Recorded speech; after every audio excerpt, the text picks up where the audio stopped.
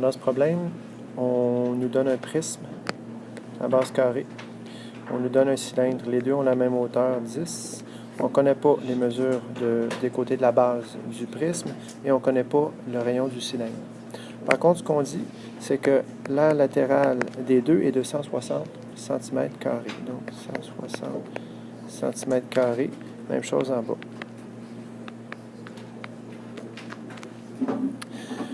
On sait que la question ultime, c'est quel solide occupe le plus d'espace, donc lequel a le plus grand volume.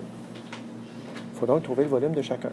Or, le volume du prisme ou du cylindre, c'est R de la base fois la hauteur, R de la base fois la hauteur. On a donc besoin de la mesure du côté et de la mesure du rayon pour trouver l'aire de la base de chacun afin de les comparer.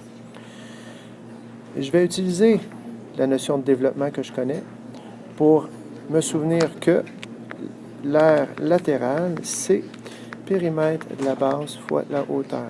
Périmètre de la base, qui est 1, 2, 3, 4, ici, fois la hauteur. Dans ce cas-ci, R latérale est donc égal à 4C, qui est le périmètre de la base, H, qui est la hauteur. On va retenir ça. Ici, l'aire latérale, c'est également le périmètre de la base. Le périmètre de la base, c'est ça ici. Alors, périmètre de la base, qui est 2 pi R fois la hauteur. Et là, je vais rentrer mon aire latérale dans la formule. Je vais rentrer ma hauteur dans la formule.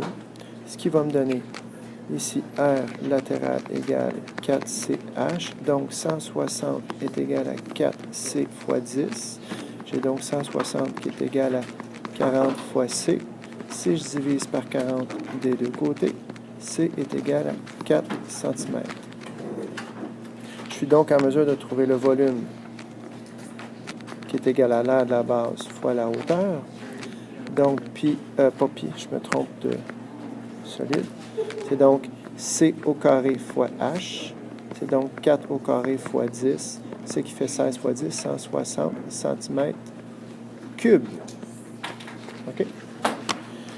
Je reviens ici. Je vais prendre mon aire latérale, la rentrer dans la formule. Je vais prendre la hauteur, la rentrer dans la formule. Et j'ai donc R latéral est égal à 2 pi R H.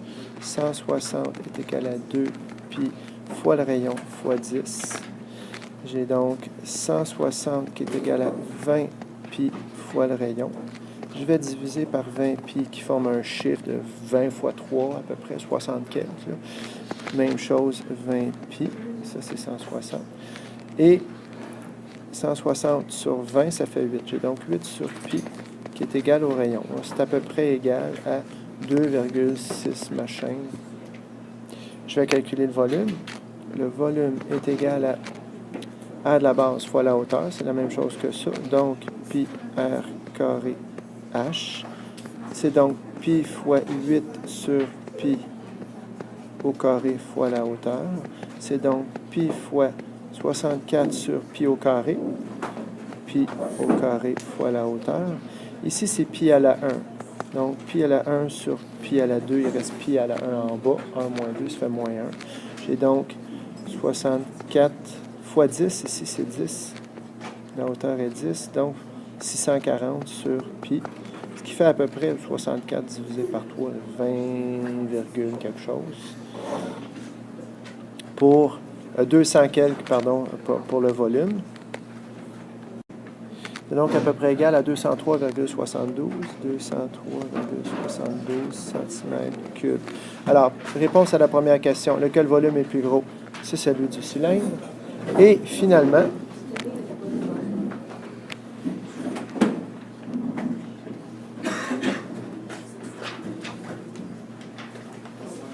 je vais l'avoir. Si je fais V du cylindre sur V du prisme, j'ai 203,72 cm3 sur 160 cm3. Je fais la division, ça va me donner 1, quelque chose, et ça me dit donc que le volume du cylindre est 1, quelque chose fois plus grand que le volume du prisme.